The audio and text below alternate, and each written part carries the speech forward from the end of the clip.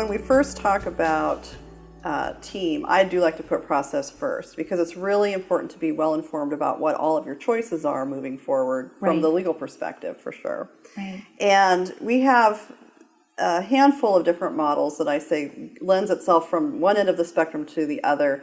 The far side of the spectrum would be if we have the least amount of conflict. It's what we typically refer to as kitchen table. You mean like you sit at the kitchen table and just do it? Right. Do it yourself. Right. I do it yourself. Divorce. Mm-hmm. Right. And so then if I go up from there, the next step to me would be if we don't want to engage, or if the parents don't want to engage lawyers, perhaps just on a consulting basis, but not really to be working their case through with them, another really good option is to choose a mediator. And a mediator is somebody who is really what I consider a neutral facilitator who can help the parties reach agreements on all the various issues they have. A good mediator will be able to inform and educate the parents about all of their choices moving forward, what makes for a good parenting plan, what doesn't make for a good parenting plan, what allows for something to be accepted in their jurisdiction when that order actually has to be signed by the court versus something that might be rejected even though it's well-intentioned. Just somebody who's very informative, but who can also teach them those conflict management skills and help them negotiate as they move forward in making all the decisions that have to be made to reach agreement. Right. And let me just say that as a co-parent coach and a divorce coach, that's probably 50% of what I do in my office. Mm-hmm. I do use mediation skills, all the psychoeducational skills. And the reason I point that out is really not about me, but so that people know that oftentimes divorce coaches and co-parent coaches, if they have that mental health background and they have that experience, they may also be mediators who can help you mediate your parenting plan as well as provide that information. Right. And then for myself as what I consider a lawyer mediator, I'm not allowed to give legal advice in my mediations when I'm acting as a neutral. But a lot of parents seem to appreciate the fact that they're working with somebody who has an extensive legal background with respect to what other creative solutions have been constructed that the court ultimately will sign off on that they may not have heard about in the event they haven't been able to engage a mental health resource such as yourself. Right. And of course, my favorite, and I think your favorite too, is a co-mediation model where we have a family therapist and a lawyer mediator working together as part of that team, where we can really give a much richer and durable agreement, I think, because we can educate them about so many issues together as they intertwine. Best of both worlds. Right. And then we go to the other side of the spectrum where we get into where both parties want to be represented by legal counsel. And if we are in the formal model, which is known as collaborative law, we have two lawyers who are collaboratively trained and follow formal established guidelines and protocols. Mm-hmm. But they are functioning really as a four-person team working together as so both parents, both professionals in the same room, working together, no court?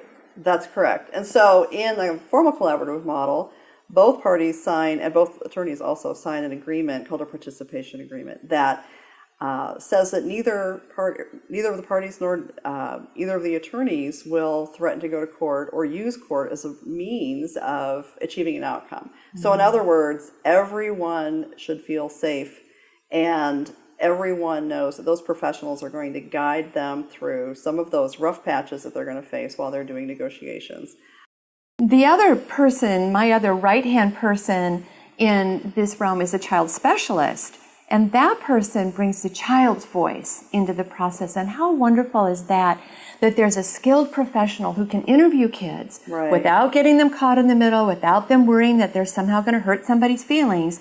And yet we can hear a little bit about what's hurting and what's helping, what they're worried about and what they are feeling confident about as they continue in their school trajectory and with their friends and this and that and this and that. Child specialist is a really key role, along with the divorce coach. You guys often use a financial analyst as well. Right. And so sometimes we will have fairly complicated financial situations with respect to property and debt distribution, calculating support, calculating spousal maintenance or alimony over time, tax ramifications. Oftentimes, the attorneys are not as skilled as an accountant would be or a certified financial planner Analyst. would be a financial analyst.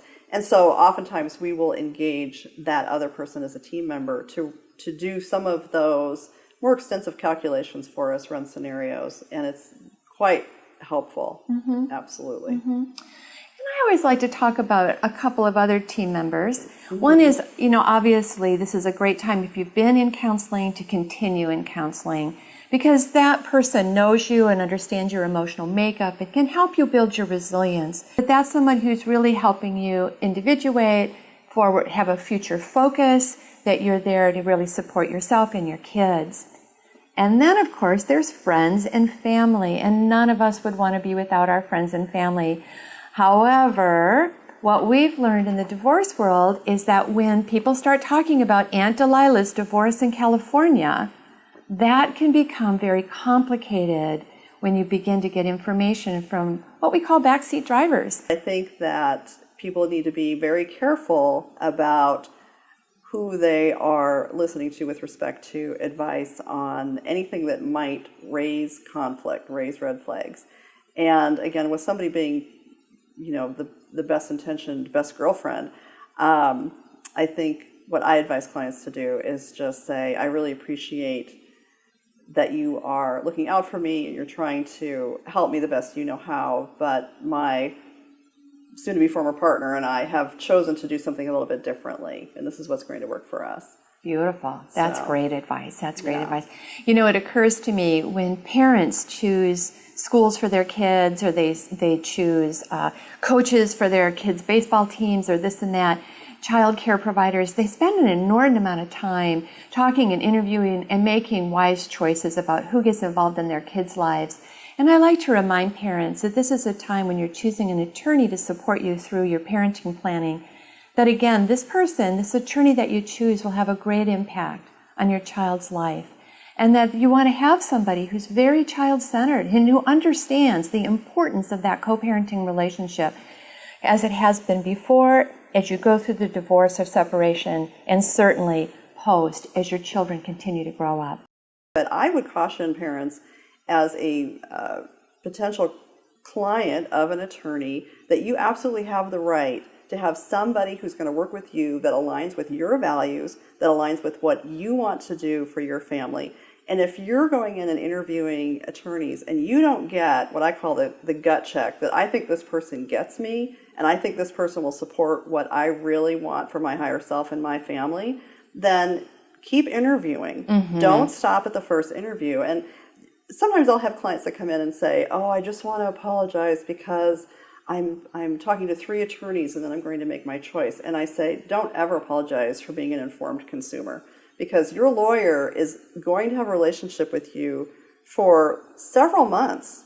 I mean, it could be a year or more. And you want to know that that person is on your side with respect to the value-driven choices that you are going to be making for your children. Right. And so if somebody is encouraging you to litigate and you don't want to litigate, you do not have to litigate. Find an attorney whose style embraces family-centric ideas, child-centric ideas, and make sure that that person is a good fit for you. Absolutely. Well, this is a good time to just kind of do a recap, because so far what we've talked about is that emotional preparation, both for kids and for adults. We've talked about a new model where rather than litigating and fighting and competing and seeing who could win and who could lose, we're talking about the C words, right? Cooperation, collaboration, conflict management, child-centric.